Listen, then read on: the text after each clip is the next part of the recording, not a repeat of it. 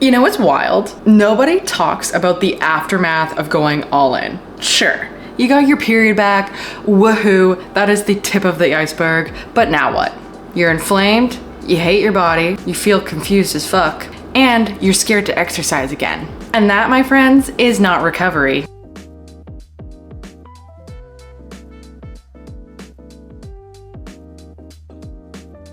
Hey guys, welcome back to the channel. If you're new here, hi, my name is Haley. I'm an online women's health and fitness coach specializing in period recovery because I absolutely love that. I am also not a supporter of the all-in journey. Controversial take on it because it led me down a dark path of the all mindset. I was down bad with the nothing in terms of restricting, over exercising, genuinely taking fitness to very extremes, all the way to the other side of the pendulum where I struggled with binge eating after going all in, scared of exercising. I didn't know how to fuel my body properly, and I actually lost my period for a second time. So that is why I do what I do. So you don't have to go through all of that bullshit. And I already made a video about me not liking the all-in method that you can watch right here. But today we are diving into the aftermath. What happens after you've gone through the journey, and why the journey after all in is just as important, if not more important, than the journey itself. Okay, so this is you right now. You've surrendered. I'm gonna eat 2,500 calories a day, maybe even 3,000 calories a day. I'm gonna sit my booty on that couch back there, and boom, your period comes back. Hallelujah. Here's the problem. You're heavier, you don't recognize yourself, you're inflamed, and you're terrified to even go for a walk. Not to mention a run, God forbid. I remember standing in front of my mirror, and you know the notion, oh, get your period back, wait 3 cycles, and then get back into exercise. Okay, I waited 3 cycles, and then I was like, I'm gonna lose all this weight again. And so I went on another diet, and the only way I knew how to diet was restricting and over-exercising. So I lost my period for a second time. And nobody prepares you for the afterwards after you get your period back, because goals are just this never-ending carrot in front of you, like a horse. You can never actually get it. And when you get it, you're just gonna eat it and then find another carrot to get towards, you know? And this is where I revolutionized my own method to get my cycle back after I lost it for the second time. Because period loss was a symptom of the underlying things that were going on. Key point here, you're struggling with the all or nothing mindset. And so you're either all in or all out. There's no gray area. However, the maintenance of your period lies in this gray area. It lies in you healing your relationship with food, healing your relationship with your body, so it doesn't have such a toll on you and you don't struggle with this body dysmorphic thoughts going on inside of your head 24/7, and you also don't have constant food noise going on inside of your head. That is where you need to put your focus, not on your period. Because umbrella statement, yes, all in is the fastest way to get your period back because of that energy deficit. You are in an energy deficit, and that is why your period is gone. So to close that energy deficit, you have to manipulate the calories in and the calories out. How do you do that? You move less and you eat more. Great, revolutionary. Now what? This is not just about calories in and calories out. This is about rebuilding your habits. This is about rebuilding your belief structure and your mindset towards your body, food, and exercise. Fear of movement is also a very common theme that I see amongst my clients, and I also had myself. I was terrified to even enter. I was like, oh my gosh, how do people do marathons and keep their periods? Surely they don't have their period. Well, yes, athletes can maintain their period if they fuel properly, and the gap between you and them is the fact that you don't know how to fuel properly, and you are still in this notion of your weight is defining your worth. And so going all in can often breed this exercise phobia, where once you get your cycle back, you can be really terrified of getting back into exercise, which I really don't want for you guys. Like, I don't want you to be scared to move your body, because it's a very healthy thing. The only unhealthy thing about it is you're taking it to an extreme, and you're not using it for movement and health. You're using it as a way to control your body. And I think it's such a lazy thing to just say don't exercise, because that's just like you breaking your leg and someone telling you just to never walk again, rather than teaching you how to walk safely to avoid breaking your leg. It's not empowerment, it's freaking prison. And so one thing I want you to reframe right now is movement is not your enemy. The deficit is our enemy. We don't want to be in low energy availability and create a bigger deficit. So you want to fuel properly for your exercise and for muscle growth. Of course, there is different situations, and if you have been told by your doctor not to exercise for safety reasons, listen to your doctor, because there are different situations and not everyone is exactly the same.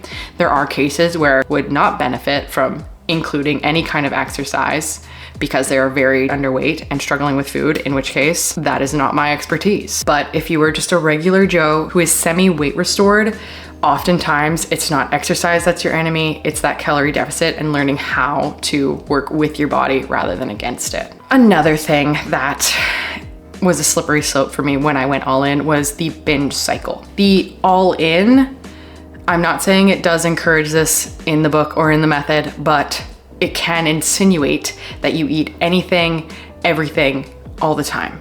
And when you struggle with the all or nothing mindset, that can be very dangerous and detrimental if you don't have guidance in the right direction. So for myself, I did not have guidance. I was just like, okay, great. I'm just going to commit to recovery. And what that means for me is sit my butt on the couch and eat cookies and buy all the stuff that I restricted before without any moderation, without any boundaries. And it was a bad thing because I developed a really bad habit of binge eating, because food does give you that dopamine hit and it can be addicting, especially if you are one of those high-strung people. And I promise you, you are type A, you love stress, you love working hard, you love to really dive into your work and give it your 110%.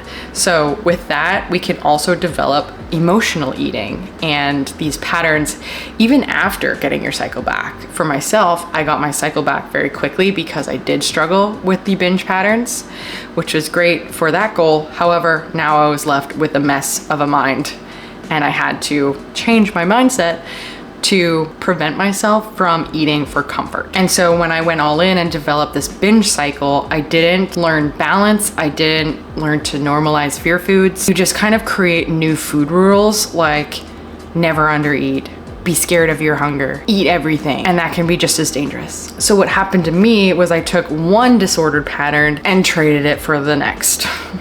Restriction or eat everything. Restriction or eat everything. There was no gray area, and that's where the food freedom is. So rather than just going from one extreme to the next, what can we do to teach you how to have food freedom so you just get to that gray area in the first place and not have to battle yourself? And through that, what I teach my clients and what I did with myself is including mindset tools, having healthier coping mechanisms, doing the body image work to accept yourself where you are while you work towards your goals, and learning how to live with your body at every stage of life. Because if you want to get pregnant, if you're a young woman, you're gonna get old, you're gonna get wrinkly.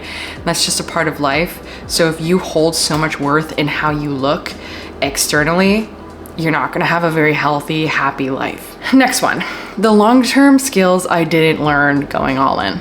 Same thing as I've been saying, the extremes are something that you don't want to have in your life. You want to live in that gray area. So what going all in taught me was to take one extreme and trade it for the next. And to some degree, I'm sure a lot of you guys can relate to this, but all of the forums of going all in and period recovery, they really demonize exercise or having any kind of body goal outside of period recovery. So once you get your period back, you're supposed to just be like, you know what, screw you.